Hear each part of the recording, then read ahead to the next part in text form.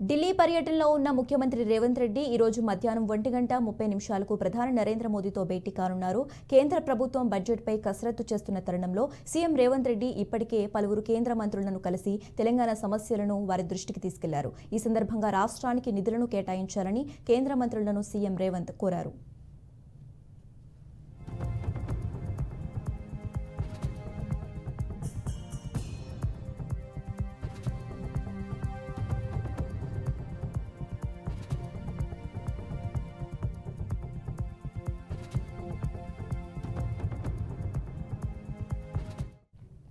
ఇక ఇవాళ ప్రధాని మోదీ హోంమంత్రి అమిత్ షాలను కలిసి రాష్ట్రానికి ఇప్పటి వరకు కేంద్రం అందించిన సాయానికి ధన్యవాదాలు తెలపనున్నారు. అలాగే వచ్చే బడ్జెట్లో పొందుపరచాల్సిన అంశాలపై ఈ ఇద్దరు నేతల దృష్టికి సీఎం రేవంత్ తీసుకెళ్లే అవకాశం ఉంది. ఈ సమావేశంలో పాల్గొనడానికి ఉప ముఖ్యమంత్రి భట్టి విక్రమార్క కూడా ఢిల్లీకి వెళ్తున్నారు.